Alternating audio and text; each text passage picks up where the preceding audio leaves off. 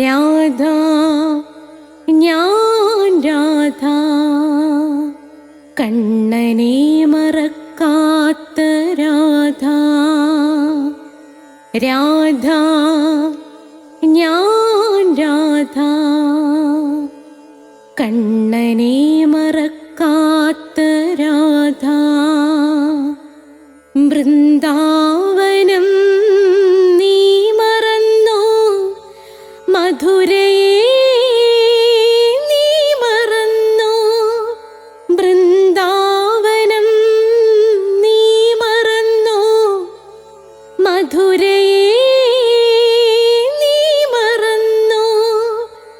രാധയെ നീ മറന്നോ, കണ്ണാ പൈക്കളെ നീ മറന്നോ. രാധയെ നീ മറന്നോ, കണ്ണാ പൈക്കളെ നീ മറന്നോ. രാധ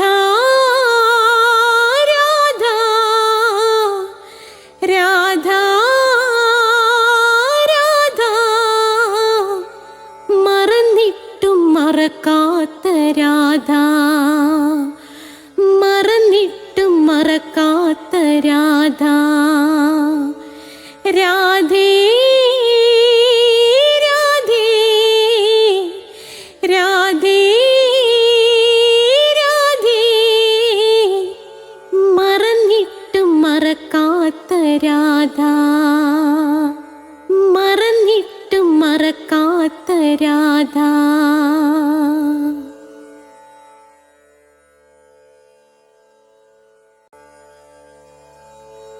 രാധ ഞാൻ രാധ കണ്ണനെ മറക്കാത്ത രാധ.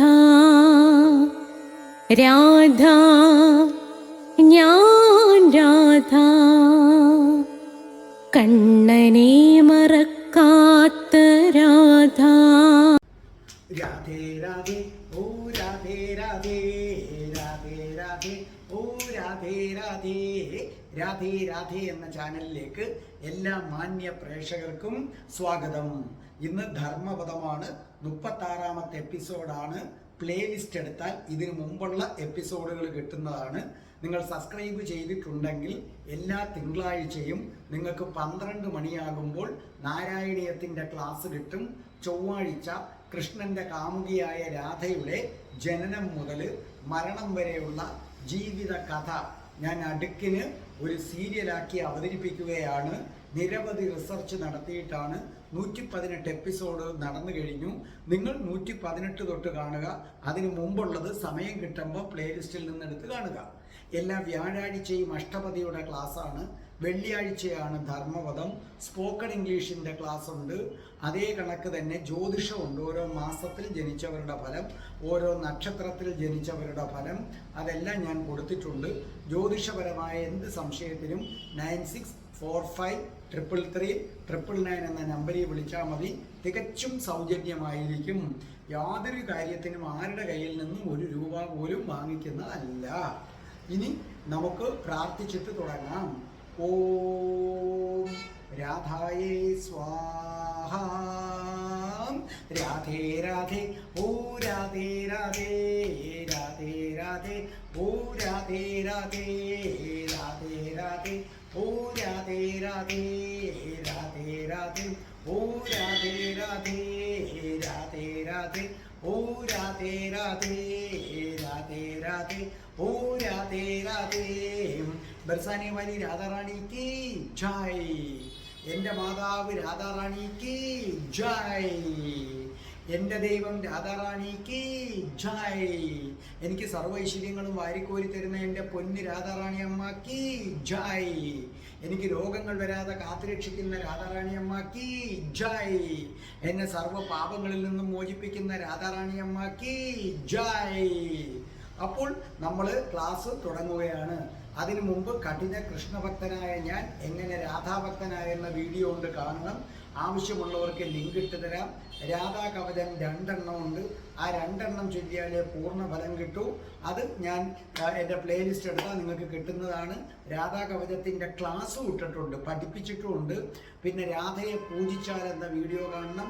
പിന്നെ രാധയുടെ സഹസ്രനാമം, രാധാ സഹസ്രനാമം ഒരു പദമെങ്കിലും ഉച്ചരിച്ചാൽ എന്നത് കാണണം. അപ്പോൾ നമുക്ക് തുടങ്ങാം. ശ്രദ്ധിച്ചു കേട്ടുള്ളൂ. ബുദ്ധൻ എന്താണ് പറയുന്നത്? ബുദ്ധന്റെ സൂത്രം ഇതാണ്: ദുഷ്ചെയ്തികൾ നിങ്ങളുടേതാണ്, ദുഃഖം നിങ്ങളുടേതാണ്, എന്നാൽ നന്മയും നിങ്ങളുടേത് തന്നെയാകും. പരിശുദ്ധിയും ആനന്ദവും അങ്ങനെ തന്നെ, അതായത് പരിശുദ്ധിയും അങ്ങനെ തന്നെ. എല്ലാ ശുദ്ധിയുടെയും അശുദ്ധിയുടെയും പ്രഭവം എന്ന് പറഞ്ഞ ഉത്ഭവം നിങ്ങൾ തന്നെയാകുന്നു. ആരും മറ്റൊരാളെ ശുദ്ധീകരിക്കുന്നില്ല. ബുദ്ധൻ പറയുന്ന കേട്ടോണേ, ദുഷ്ചെയ്തികൾ നിങ്ങളുടേതാണ്, ദുഃഖം നിങ്ങളുടേതാണ്, എന്നാൽ നന്മയും നിങ്ങളുടേതാണ്. പരിശുദ്ധിയും അങ്ങനെ തന്നെ. എല്ലാ ശുദ്ധിയുടെയും എല്ലാ അശുദ്ധിയുടെയും പ്രഭവം നിങ്ങൾ തന്നെയാകുന്നു. ആരും മറ്റൊരാളെ ശുദ്ധീകരിക്കുന്നില്ല. ഇംഗ്ലീഷ് നമ്മൾ പറയുകയാണെങ്കിൽ, മിസ്chief is yours, sorrow is yours, but virtue also is yours, and purity, you are the source of all purities and impurity, no one purifies another. അപ്പോൾ ബുദ്ധൻ പറയുകയാണ്, നിങ്ങളുടെ എല്ലാ ദുഷ്ചെയ്തികളുടെയും ഉത്തരവാദിത്വം നിങ്ങൾ തന്നെയാണ്. നിങ്ങൾക്കൊരു ദുഃഖമുണ്ടെങ്കിൽ അതിൻ്റെ ഉത്തരവാദിത്വം നിങ്ങൾ തന്നെയാണ്. നിങ്ങൾ നന്മ നിറഞ്ഞവനായി മാറുന്നെങ്കിൽ അതിൻ്റെ ഉത്തരവാദിത്വവും നിങ്ങൾ തന്നെയാണ്. നിങ്ങൾക്കൊരുപാട് ശുദ്ധി ഉണ്ടെങ്കിൽ അതിൻ്റെ ഉത്തരവാദിത്വവും നിങ്ങൾ തന്നെയാണ്. വേറൊരാൾ നിങ്ങൾക്ക് ദുഃഖം തരുന്നില്ല. വേറെ ഒരാളും നിങ്ങളെ ദുഷ്ചെയ്തികൾ ചെയ്യുന്നവനാക്കി മാറ്റുന്നില്ല. വേറെ ഒരാളും നിങ്ങളെ നന്മ ചെയ്യാൻ പ്രേരിപ്പിക്കുന്നില്ല. എല്ലാത്തിൻ്റെയും ഉത്തരവാദിത്വം നിങ്ങൾ തന്നെയാണ്. അത് മറ്റൊരാളുടെ തലയിൽ വെച്ചു കെട്ടണ്ട. കാരണം നമ്മൾ എന്തും ദൈവത്തിൻ്റെ തലയിൽ കൊണ്ടുചെന്ന് വെച്ച് കെട്ടിക്കൊടുക്കും. അതാണ് ഇവിടെ ബുദ്ധൻ പറയുന്നത്. സ്വയം ഉത്തരവാദിത്വം ഏറ്റെടുക്കാൻ ആരും തയ്യാറല്ല. ഇപ്പോൾ ഉദാഹരണമായിട്ട് നിങ്ങളൊരു പ്രണയിച്ചു കഴിയുമ്പോൾ ഒന്നീ പെണ്ണിന് അല്ലെങ്കിൽ ആണിന് ഒരു സംശയം, നിന്നെ ഇരുട്ടവിളക്ക ഓൺലൈനിൽ കാണുന്നല്ലോ, അതെന്താ നിനക്ക് ഇത്രയും നേരം ഓൺലൈനിലെ കാരണം? ഞാൻ അങ്ങോട്ട് അയച്ചിട്ട് എൻ്റെ മെസ്സേജ് കണ്ടില്ലല്ലോ. ഉടനെ അവൻ ഇങ്ങോട്ട് മറുപടി, അല്ലെങ്കിൽ അവൾ അങ്ങോട്ട് മറുപടി, രണ്ടും കൂടെ വഴക്കായി അടിച്ചു പിരിയും. എന്നിട്ട് നമ്മൾ പറയും ഒക്കെ വിധിയാണ്, അത് ദൈവത്തിൻ്റെ കളിയാണ്, ഞങ്ങൾ അകലണമെന്ന്. മനസ്സിലായ? അത് ദൈവത്തിൻ്റെ കളിയല്ല. പിന്നെ ദൈവം നിങ്ങളുടെ പ്രേമവും നോക്കിക്കൊണ്ടിരിക്കുകയല്ലേ? നിങ്ങളുടെ സംശയം എന്ന രോഗം കൊണ്ടാണ് അവിടെ നിങ്ങൾ അടിച്ചു പിരിഞ്ഞത്. പക്ഷേ സ്വയം കുറ്റമേറ്റെടുക്കാൻ വയ്യ. കുറ്റമേറ്റെടുത്ത് അതിനെ തിരുത്താൻ തയ്യാറല്ലാത്തത് കൊണ്ട് നിങ്ങൾ പറയും ഒക്കെ ദൈവനിശ്ചയമാണ്. ഡിവോഴ്സ് ആകുന്നവരാണ് ഇത് ഏറ്റവും കൂടുതൽ പറയുന്നത്. അല്ല, ഡിവോഴ്സ് ആകുന്നെങ്കിൽ ഒന്നുകിൽ ആണിൻ്റെ കയ്യിൽ കുറ്റം, അല്ലെങ്കിൽ പെണ്ണിൻ്റെ കയ്യിൽ കുറ്റം, അല്ലെങ്കിൽ രണ്ടുപേരുടെ കയ്യിലും കുറ്റം. നിങ്ങൾ നിങ്ങളുടേതായ കുറ്റങ്ങൾ കൊണ്ടാണ് നിങ്ങളിത് ഡിവോഴ്സ് ആകുന്നത്. അതിന് പാപം മേടിയിരിക്കുന്ന ദൈവത്തിനെ പിടിക്കരുതേ. അത് ദൈവ നിശ്ചയമാണ്. നോക്കൂ, നല്ലതുപോലെ ആലോചിക്കാതെ പോയി കല്യാണം കഴിക്കും. ഒന്നുകിൽ നിങ്ങൾ പ്രേമിച്ചങ്ങ് കെട്ടും, ആര് പറഞ്ഞാലും കേൾക്കില്ല. അല്ലാന്നുണ്ടെങ്കിൽ അറേഞ്ച്ഡ് മാരേജ് ആണെങ്കിൽ പോലും കുറച്ച് നാൾ സംസാരിച്ച് പരസ്പരം മനസ്സിലാക്കാതെ കെട്ടും. എന്നിട്ട് ബന്ധം എന്ത് ചെയ്യുന്നു? അങ്ങ് ഒഴിയുന്നു. അപ്പം നമ്മൾ പറയും അതിൻ്റെ ഉത്തരവാദി ദൈവമാണ്. ആ മനുഷ്യനെ എൻ്റെ ഭർത്താവാക്കിയത് ദൈവമാണ്. ദൈവമൊന്നുമല്ല നിങ്ങളുടെ ഭർത്താവാക്കിയത്, നിങ്ങളാണ് ഭർത്താവാക്കിയത്. നിങ്ങളും നിങ്ങളുടെ വീട്ടുകാരും ചേർന്നാണ് അറേഞ്ച്ഡ് മാരേജ് ആണെങ്കിൽ. ഇവിടെ ശ്രീബുദ്ധൻ പറയുന്നു, സ്വർഗവും നരകവും മരിക്കുമ്പോൾ കിട്ടുന്ന ഒന്നല്ല. അത് ഇപ്പോഴത്തെ സാധ്യതയാണ്. നിങ്ങൾക്ക് വേണമെങ്കിൽ ഈ നിമിഷം സ്വർഗത്തിൽ ജീവിക്കാം. നിങ്ങൾക്ക് വേണമെങ്കിൽ ഈ നിമിഷം നരകത്തിൽ ജീവിക്കാം. സ്വർഗവും നരകവും നമ്മുടെ സൃഷ്ടിയാണ്. ഈ നിമിഷം ഞാൻ സ്വർഗത്തിൽ ജീവിക്കുമ്പോൾ ഒരു പക്ഷേ എൻ്റെ അയൽക്കാരൻ ജീവിക്കുന്നത് നരകത്തിലായിരിക്കും. കുറച്ച് കഴിയുമ്പം തിരിഞ്ഞു വരും, അവൻ സ്വർഗത്തിലായിരിക്കും, നമ്മൾ നരകത്തിലായിരിക്കും. എപ്പോഴും നിങ്ങൾ ആലോചിക്കുക, നിങ്ങളുടെ ദുഃഖം നിങ്ങൾ സൃഷ്ടിക്കുന്നതാണ്. ഇപ്പോൾ ഞാൻ ഇതിനു മുമ്പും പലതവണ പറഞ്ഞു, എൻ്റെ കയ്യിൽ നിന്ന് ഒരു 10,000 രൂപ കളഞ്ഞുപോയി. നോക്കൂ, നിങ്ങൾക്ക് 2 രീതിയിൽ ഇതിനെ സമീപിക്കാം. അയ്യോ, എൻ്റെ 10,000 രൂപ പോയേ, ഞാൻ എത്ര കഷ്ടപ്പെട്ടുണ്ടാക്കുന്നതാണേ. 10,000 തവണ നിങ്ങൾ ഏങ്ങി നിലവിളിക്കും, 10,000 ദിവസം ദുഃഖിക്കും. ഒരു വഴി. രണ്ടാമത്തെ വഴി, 10,000 രൂപ പോയില്ലേ, പോക്കോട്ടെ, 25,000 പോണ്ടതാണ്. എങ്ങനെ? എനിക്ക് അസുഖം വന്ന് ഹോസ്പിറ്റലിൽ കിടന്ന് 25,000 ബില്ലാകേണ്ടതാണ്. ബില്ല് സഹിക്കാം. ദേഹത്ത് ആൻറ്റിബയോട്ടിക്കും ഒക്കെ കുത്തിവെച്ച് അങ്ങനെ പോകേണ്ടതാണ്. ഭഗവാനേ, നിന്റെ കാരുണ്യം കൊണ്ട് ഇതിങ്ങനെ പോയി കിട്ടിയല്ലോ. ഇതാണ് സംഭവം. എൻ്റെ കയ്യിൽ നിന്ന് പണമോ മറ്റോ നഷ്ടപ്പെട്ടാലെന്ന് പറഞ്ഞാൽ ചിലർ വന്ന് ചോദിക്കുമ്പോൾ തന്നെ നമുക്ക് അറിയാം തിരിച്ചു തരത്തില്ലെന്ന്. എങ്കിലും നമ്മൾ കൊടുക്കും. പിന്നെ അവർ തിരിച്ചു തരുത്തതേ ഇല്ല. അപ്പം ഞാൻ വിചാരിക്കും, അത്രയും രൂപ എനിക്ക് അസുഖം വന്ന് നഷ്ടപ്പെടേണ്ടതാണ്. 25,000 നഷ്ടപ്പെടേണ്ടടുത്ത് ഭഗവാൻ 10,000 ആക്കി തന്നു. ഓ, എനിക്ക് സന്തോഷം. കണ്ടോ, 10,000 രൂപ കളഞ്ഞു പോകുമ്പോൾ അമ്മേ രാധാറാണി അമ്മേ, അല്ലെങ്കിൽ കൃഷ്ണ ഗുരുവായൂരപ്പ, 25,000 പോണ്ടതാ, അങ്ങ് 10,000 ആക്കി തന്നു. എന്തൊരു ഭക്ത വത്സലനാണ് അങ്ങ്. അപ്പൊ സന്തോഷമായി. മറിച്ച് ഭഗവാനെ, എന്നാലും ഭഗവാനൊരു ഉത്തരവാദിത്വം ഇല്ലേ, എൻ്റെ 10,000 രൂപ കൊണ്ട് ഭഗവാൻ കളഞ്ഞില്ലേ, ദുഃഖമായി. ഇവിടെ ഏതൊരു സംഭവവും ദുഃഖമാക്കുന്നതും സന്തോഷമാക്കുന്നതും നിങ്ങൾ തന്നെയാണ്. സോക്രട്ടീസ് തൻ്റെ സുഹൃത്തുമായി സംസാരിച്ചുകൊണ്ട് നിൽക്കുമ്പോൾ ഭാര്യ സാന്ദിപ്പി ചായയുമായിട്ട് വരുന്നു. പക്ഷേ സോക്രട്ടീസിൻ്റെ സംസാരത്തിൻ്റെ ഗൗരവത്തിൽ അത് കേൾക്കുന്നില്ല. അപ്പോൾ അവർക്ക് ഇഷ്ടപ്പെട്ടില്ല. അവരെന്ത് ചെയ്തു? ചൂട് ചായ എടുത്ത് അദ്ദേഹത്തിൻ്റെ മോന്തയ്ക്ക് ഒറ്റ എറി. അത് വന്ന് വീണപ്പോഴാണ് സാന്ദിപ്പി അടുത്ത് നിൽക്കുന്നത് അറിയുന്നത്. സോക്രട്ടീസ് പുഞ്ചിരിച്ചുകൊണ്ട് ഒരു കൈ കൊണ്ട് അതങ്ങ് തൂത്തിട്ട് വളരെ ഉത്സാഹത്തോടെ സംസാരിച്ചു. അപ്പം അപ്പുറം നിൽക്കുന്ന ആൾ ചോദിച്ചു, അല്ല, ഇവർ ചായ ഒഴിച്ചിട്ട് എന്തേ ചൂടുമായില്ലേ, നിങ്ങൾക്ക് ഒരു വിഷമവും ഇല്ലേ? അയ്യോ, എന്തിനു വിഷമിക്കുന്നു, ഒരു സൈഡിലല്ലേ വീണുള്ളൂ, രണ്ടിടത്തും കൂടെ വീണിരുന്നെങ്കിൽ എന്തുമായിരുന്നു. ഉണ്ട്, ഒരു ചൂട് ചായ വന്ന് വീണ സംഭവമാണ്. സോക്രട്ടീസിന് അപ്പോഴും സന്തോഷം. ആ സന്തോഷം നിർമ്മിച്ചത് ദൈവമല്ല, സോക്രട്ടീസാണ്. ഒരിടത്തല്ലേ വീണുള്ളൂ, രണ്ടിടത്തും കൂടെ വീണില്ലല്ലോ. അപ്പോൾ നിങ്ങൾ ആലോചിക്കുക, നിങ്ങളുടെ സുഖവും നിങ്ങളുടെ ദുഃഖവും നിങ്ങൾ സൃഷ്ടിക്കുന്നതാണ്, മറ്റൊരാൾ സൃഷ്ടിക്കുന്നതല്ല. ഇപ്പൊ ഈവൻ നിങ്ങളുടെ കെട്ടിയവൻ എന്ന് പറയുന്നത് മറ്റൊരു സ്ത്രീയുമായി പരബന്ധമുണ്ടെന്ന് നിങ്ങൾ മനസ്സിലാക്കുന്നു. അപ്പൊ നിങ്ങൾ വിചാരിക്കുക, നന്നായി, ദൈവമേ ഭയങ്കര നമസ്കാരം, കാരണം ഈ പരബന്ധമുണ്ടെന്ന് എനിക്ക് മനസ്സിലാക്കി തന്നത് എത്ര നന്നായി. ഇല്ലെങ്കിൽ ഈ പരബന്ധം ഉള്ളവനെ ഇനി ഞാൻ സ്നേഹിച്ചുകൊണ്ട് നടക്കണ്ടേ? അങ്ങനെ അന്യസ്ത്രീയുമായി ബന്ധമുള്ളവനെ സ്നേഹിക്കുന്നത് എന്നൊരു പാപമാണ്. ഭഗവാൻ എനിക്ക് വേണ്ടി എന്നെ മാത്രം സ്നേഹിക്കാൻ ആരെയോ വെച്ചിട്ടുണ്ട്. ഈ കാലൻ്റെ കയ്യിൽ നിന്ന് രക്ഷപ്പെട്ടല്ലോ, എന്തൊരു സന്തോഷം. മറിച്ച് എൻ്റെ ഭർത്താവിന് നിന്നയുണ്ടേ, നാട്ടുകാരടുത്തും പറഞ്ഞ്, അതിനെക്കുറിച്ച് അയാളടുത്തും പറഞ്ഞ് വഴക്കായി, വല്ലപ്പോഴും അവനെടുത്തിട്ടൊരു അടിയും തന്ന് ആകെ പ്രോബ്ലമായി. അതായത് എന്തിനും ഏതിൻ്റെയും ഉത്തരവാദിത്വം. നിങ്ങൾ ഉടനെ പറയുന്ന ഇതാണ്, ദൈവമേ നീ എന്തിനീ കാലനെ എൻ്റെ കലയിൽ കെട്ടിവെച്ചു. ആലോചിച്ചു നോക്കെ, സ്വയം പോയി തിരഞ്ഞെടുത്തതാ. എന്നിട്ട് പറയുന്നത് ദൈവത്തിനാണ് ഉത്തരവാദിത്വം. ഇന്ത്യയിൽ തേരാപ്പന്തെന്നും പറഞ്ഞ് ഒരു ജൈനമത വിഭാഗക്കാരുണ്ട്. അവർ പറയുന്നത് എല്ലാത്തിൻ്റെയും ഉത്തരവാദിത്വം ദൈവത്തിനാണ്. ഒരാൾ കിണറ്റിൽ വീണാൽ ഒരു കാരണവശാലും അയാളെ സഹായിക്കരുതെന്നാണ് ഈ തേരാപ്പന്തെന്ന ജൈനമത വിശ്വാസികൾ പറയുന്നത്. ഒരുത്തൻ കിണറ്റിൽ വീണെങ്കിൽ അത് അവൻ്റെ കയ്യിലിരിപ്പിൻ്റെ ഫലമാണ്, അവൻ്റെ കർമ്മഫലമാണ്.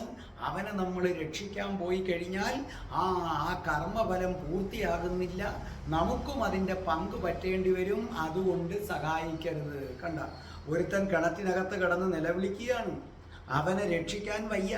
ആ മടി അതെടുത്ത് ആരുടെ തലയിൽ കെട്ടിവെച്ചു? അതും എടുത്ത് ദൈവത്തിൻ്റെ തലയിൽ കെട്ടിവെച്ചു. അപ്പം നിങ്ങൾ ആലോചിക്കുക, ഭൂതകാലം, നിങ്ങളുടെ കഴിഞ്ഞ ജന്മം അതവിടെ കിടക്കട്ടെ, കഴിഞ്ഞ ജന്മം എന്തോ ആകട്ടെ, ഇപ്പം ഇരിക്കുന്ന ഈ ജന്മത്തിനാണ് പ്രസക്തി എന്ന് നിങ്ങൾ മനസ്സിലാക്കുക. അപ്പോൾ ബുദ്ധനെ സംബന്ധിച്ചിടത്തോളം ബുദ്ധൻ്റെ ഏറ്റവും വലിയ സംഭാവന, അതായത് ഉത്തരവാദിത്വമുള്ള ധീരന്മാരായ പൗരന്മാരെ വാർത്തെടുക്കാൻ ബുദ്ധന് കഴിഞ്ഞു എന്നതാണ് ഗൗതമ ബുദ്ധന്റെ ഏറ്റവും വലിയ സംഭാവന. ബുദ്ധൻ പറയുന്നു, ദുഷ്ചെയ്തികൾ നിങ്ങളുടേതാണ്. കേട്ടോളണം, ബുദ്ധൻ പറയുന്നു, ദുഷ്ചെയ്തികൾ നിങ്ങളുടേതാണ്. നിങ്ങൾ എന്തെങ്കിലും ദുഷ്ചെയ്തി ചെയ്താൽ അതിങ്ങനെ ദൈവം തീരുമാനിച്ചതാണെന്ന് പറയരുത്, നീ തന്നെയാണ് അതിൻ്റെ ഉത്തരവാദി. ഇവിടെ ഒരു വലിയ കാര്യം നിങ്ങൾ ശ്രദ്ധിക്കണം. ബുദ്ധൻ ഒരിക്കലും പാപം എന്ന് പറയുന്നില്ല, പകരം ദുഷ്ചെയ്തി. അത് നമുക്ക് തിരുത്താൻ പറ്റും. മനസ്സിലായ? പാപം, പാപി എന്നൊരു വാക്ക് ബുദ്ധൻ ഒരിക്കലും ഉച്ചരിക്കുന്നില്ല. അതായത് ബുദ്ധനെ സംബന്ധിച്ചിടത്തോളം പാപി എന്നൊന്നില്ല, പാപം എന്നൊന്നുമില്ല. പാപി എന്ന് വിളിക്കുന്നത് ഒരാളെ നിന്ദിക്കുന്നതിനും അപഹസിക്കുന്നതിനും തുല്യമാണ്. മനുഷ്യവർഗത്തെ അത്രയേറെ ബഹുമാനിക്കുന്ന ആളാണ് ശ്രീബുദ്ധൻ. ശ്രീബുദ്ധനെ പോലെ മനുഷ്യവർഗത്തെ ഇത്രയും ബഹുമാനിച്ച ഒരു ഗുരു ഇന്ന് വരെ ഉണ്ടായിട്ടില്ല. അപ്പൊ ബുദ്ധൻ പറയുന്നു, പാപവുമില്ല, പാപികളുമില്ല, എല്ലാം നമുക്ക് പറ്റുന്ന ചില മിസ്റ്റേക്കുകൾ മാത്രമാണ്. അതിനെ എന്തിനാണ് പാപമെന്ന് വിളിക്കുന്നത്? അതുകൊണ്ട് പാപികളെ എന്ന് വിളിക്കരുത്. അതല്ലേ ഹിന്ദുക്കൾ വിളിക്കുന്നത്? എന്താ പറയുന്നത്? അവര് പറയുന്നത് ഹിന്ദുക്കൾ ഒരിക്കലും ആരെയും പാപി എന്ന് വിളിക്കില്ല, അമൃതസ്യ പുത്ര എന്നാണ് പറയുന്നത്. അമൃതസ്യ പുത്ര. അപ്പൊ ബുദ്ധൻ പറയുന്നു, പാപം എന്നൊന്ന് ഇല്ല. ഈ പാപി എന്ന് നമ്മളെ വിളിക്കുന്നത് എന്തിനു വേണ്ടിയാണെന്നറിയാമോ? പുരോഹിതന്റെ നിലനിൽപ്പിന് വേണ്ടിയാണ്. പുരോഹിതന്മാർ നമ്മളെ പാപി എന്ന് പറയും. എന്നിട്ട് അവർ എന്തു പറയും? ഈ പാപം മാറാൻ നീ ദൈവത്തെ അങ്ങ് സ്തുതിച്ചാൽ മതി എന്ന് പറഞ്ഞ ഒരു കൈക്കൂലി, ദൈവത്തിന് കൊടുക്കുന്ന കൈക്കൂലി. അപ്പോൾ വേണ്ടത്ര കൈക്കൂലി കൊടുക്കണം, വേണ്ടത്ര ദൈവത്തെ സ്തുതിക്കണം. അപ്പൊ ദൈവം നിന്റെ പാപങ്ങൾ ഇല്ലാതാക്കി തരും എന്നാണ് പറയുന്നത്. അപ്പൊ ശ്രദ്ധിച്ചു കേട്ടോളം, ശ്രീബുദ്ധനെ സംബന്ധിച്ചിടത്തോളം ശ്രീബുദ്ധൻ പറയുന്നു, പാപവുമില്ല, പാപിയുമില്ല, ശുദ്ധിയും അശുദ്ധിയും എല്ലാത്തിൻ്റെ ഉത്തരവാദിയും നീയാണ്, ദൈവമല്ല. എന്നിട്ട് അദ്ദേഹം പറയുന്നു, നിങ്ങൾക്ക് വേണമെങ്കിൽ ബുദ്ധനാകാം, നിങ്ങൾക്ക് ആരുമാകാം. ഞാൻ പറയട്ടെ, നിങ്ങൾക്കൊരു ബുദ്ധനാകാം, നിങ്ങൾക്ക് അഡോൾഫ് ഹിറ്റ്ലറും ആകാം. ബുദ്ധൻ ബുദ്ധനായിട്ടല്ല ജനിച്ചത്, ഹിറ്റ്ലർ ഹിറ്റ്ലറായിട്ടല്ല ജനിച്ചത്. മനസ്സിലായില്ലേ? ഹിറ്റ്ലറായിട്ടല്ല ജനിച്ചത്. ഹിറ്റ്ലർ ജനിച്ചു വീണ സമയത്ത് ഒരു നിഷ്കളങ്കനായ കുഞ്ഞായിരുന്നു. പിന്നീട് അയാളാണ് അയാളെ ക്രൂരനായ ഹിറ്റ്ലറാക്കി മാറ്റിയത്. ഈ ലോകത്തെ എല്ലാ മനുഷ്യനും ജനിച്ചു വീഴുമ്പോൾ ഒന്നും അറിയാത്ത നിഷ്കളങ്കരായ കുഞ്ഞുങ്ങളാണ്. അവർ വളർന്നു വരുമ്പോൾ അവരുടെ സ്വന്തം പ്രവൃത്തികളിലൂടെ അവർ ഹിറ്റ്ലറായി മാറും, അവർ ബുദ്ധനായി മാറും, അവർ ജീസസായി മാറും, അവർ കൃഷ്ണനായി മാറും. അതുകൊണ്ട് നിങ്ങളൊരു കാര്യം ആലോചിക്കുക, ഹിറ്റ്ലർ ക്രൂരകർമ്മങ്ങൾ ചെയ്യുന്നെങ്കിൽ അത് അവൻ്റെ കയ്യിലിരിപ്പ്, അല്ലാതെ ദൈവം കഴിഞ്ഞ ജന്മത്തെ അനുഭവം വെച്ച് അവനെ ഈ ജന്മത്തേക്ക് അങ്ങനെ വിട്ടതല്ല. അപ്പം ബുദ്ധൻ പറയുന്നു, നിങ്ങളെ ശുദ്ധീകരിക്കാൻ ഒരു പുരോഹിതനും പറ്റില്ല, ഒരു മതത്തിനും പറ്റില്ല, ഒരു മതഗ്രന്ഥത്തിനും പറ്റില്ല, നിങ്ങൾക്ക് മാത്രമേ പറ്റൂ. അപ്പോൾ പിന്നെ പുരോഹിതൻ എന്തിന്? ബുദ്ധൻ പറയുന്നു, മതത്തിൻ്റെ ഏറ്റവും വലിയ ശത്രു പുരോഹിതനാണ്. പുരോഹിതൻ ഒരു ഇടനിലക്കാരനായി നിൽക്കുന്നു. മനസ്സിലായി? ഹിന്ദുക്കൾക്കാണെങ്കിൽ അത് ഇങ്ങനെ പൂജാരി, ഇവരാണ് ഏറ്റവും വലിയ, പുരോഹിതനാണ് ഏറ്റവും വലിയ ശത്രു. നമ്മളെ പാപിയാക്കിയാലേ പുരോഹിതന്മാർക്ക് രക്ഷയുള്ളൂ. നിങ്ങൾ മഹാപാപിയാണ്, ആ പാപം മാറ്റാൻ നമുക്കൊരു ഹോമം നടത്തിക്കളയാം. കണ്ടോ? പുരോഹിതന്റെ വിചാരം അതാണ്. നിങ്ങൾ പാപിയാണ്, ഒരു ഹോമം നടത്തിയാൽ ദൈവം പ്രസാദിച്ച് പാപിയാകും. നിങ്ങൾ പാപിയാണെങ്കിൽ സ്വയം വിചാരിച്ച് ഭഗവാനോട് മാപ്പപേക്ഷിച്ച് ഇനി ഒരിക്കലും അത് ചെയ്യില്ല എന്ന് മനസ്സിൽ വിചാരിച്ചാൽ നിങ്ങൾക്ക് മോചനം കിട്ടും.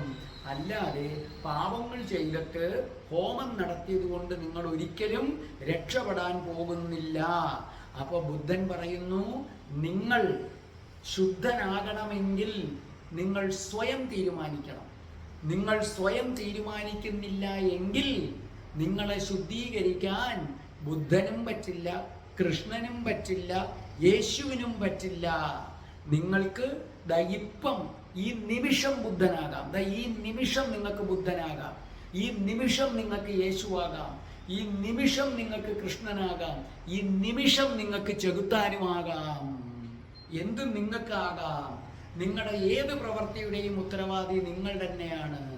ഇന്ന് മുതൽ അതില്ലേ, ഞാൻ കേട്ടിട്ടുണ്ട്, ക്രിസ്മസിൻ്റെ അന്ന് ഒരു ദിവസത്തേക്ക് യേശുവിനെ പോലെ ജീവിക്കാൻ ആഗ്രഹിച്ച ഒരു മനുഷ്യൻ പുറത്തിറങ്ങി എല്ലാവരോടും കാരുണ്യം കാണിച്ച് എല്ലാവരെയും സഹായിച്ച് ജീവിക്കാൻ ആഗ്രഹിച്ച ഒരു മനുഷ്യൻ പിന്നീട് അദ്ദേഹം മറ്റൊരാളായി മാറുകയാണ്. ഒരു ദിവസമെങ്കിലും എനിക്ക് യേശുവായി ജീവിക്കണം എന്ന് കരുതിയ ഒരു മനുഷ്യൻ. അപ്പം നിങ്ങൾ ഓർമ്മിക്കുക, നിങ്ങളെ സംബന്ധിച്ചിടത്തോളം ഈ നിമിഷം നിങ്ങൾ ബുദ്ധനാകും, ഈ നിമിഷം നിങ്ങൾക്ക് ചെകുത്താനുമാകും. അപ്പോൾ ബുദ്ധൻ പറഞ്ഞ ഈ സൂത്രത്തിൻ്റെ അർത്ഥം ഇതേ ഉള്ളൂ. നിങ്ങളൊരു ക്രൂരപ്രവൃത്തി ചെയ്യുന്നെങ്കിൽ അതിൻ്റെ ഉത്തരവാദിത്തം കഴിഞ്ഞ ജന്മത്തിൽ കെട്ടിവെക്കരുത്, ദൈവത്തിലും കെട്ടിവെക്കരുത്. നിങ്ങൾ തിന്മ ചെയ്യുന്നെങ്കിൽ അതിൻ്റെ ഉത്തരവാദിത്തം കഴിഞ്ഞ ജന്മത്തിൽ കെട്ടിവെക്കരുത്, അത് ഈ ജന്മത്തിലും കെട്ടിവെക്കരുത്. നിങ്ങൾ ദുഃഖിക്കുന്നു എങ്കിൽ അത് നിങ്ങളുടെ കഴിഞ്ഞ ജന്മത്തെ പ്രവൃത്തിയല്ല, ഈ ജന്മത്തെ നിങ്ങളുടെ കയ്യിലിരിപ്പും അല്ലെങ്കിൽ ഒരു പ്രവൃത്തിയെ നിങ്ങൾ ദുഃഖമായി സ്വീകരിക്കുന്ന രീതി. ഞാൻ നേരത്തെ പറഞ്ഞില്ലേ, പൈസ കളഞ്ഞു പോകുമ്പോൾ എങ്ങനെ ചിന്തിക്കണമെന്ന്. അപ്പോൾ നിങ്ങളുടെ ദുഃഖം നിങ്ങൾ തന്നെയാണ് തീരുമാനിക്കുന്നത്. അതുകൊണ്ട് ബുദ്ധൻ പറയുന്നു, നിങ്ങൾ പാപികളല്ല, നിങ്ങൾ ദുഷ്ചെയ്തികളാ ചെയ്യുകയാണ്, ചെറിയ മിസ്റ്റേക്കാണ്, അത് നിങ്ങൾ തിരുത്തിയിട്ട് ഇനി മുതൽ ഉത്തരവാദിത്വം കഴിഞ്ഞ ജന്മത്തിൻ്റെ പേരിലും ആരുടെ പേരിലും ഈശ്വരൻ്റെ മണ്ടയിലും കെട്ടിവെക്കാതെ ഞാൻ എന്തനുഭവിക്കുന്നു അതിൻ്റെ ഉത്തരവാദി ഞാൻ നല്ലവനാണെന്ന് മറ്റൊരാൾ പറയുന്നെങ്കിൽ അതിൻ്റെ ഉത്തരവാദി ഞാൻ കൊള്ളരുതാത്തവരാണെന്ന് മറ്റൊരാൾ പറയുന്നെങ്കിൽ അതിൻ്റെ ഉത്തരവാദി ഞാൻ. അതുകൊണ്ട് ഈ നിമിഷം മുതൽ നിങ്ങൾ ബുദ്ധനാകാൻ ശ്രമിക്കൂ, യേശുവാകാൻ ശ്രമിക്കൂ, കൃഷ്ണനാകാൻ ശ്രമിക്കൂ, ചെകുത്താനാകാൻ ശ്രമിക്കരുത്. രാധേ രാധേ, ഓ രാധേ രാധേ, രാധേ രാധേ, ഓ രാധേ രാധേ, രാധേ രാധേ, ഓ രാധേ രാധേ, രാധേ രാധേ, ഓ രാധേ രാധേ, രാധേ രാധേ, ഓ രാധേ രാധേ, രാധേ രാധേ, ഓ രാധേ രാധേ. ഓം ശ്രീം ഹ്രീം ക്ലീം ഐം രം രാസേശ്വരി രാധികായേ സ്വാഹ.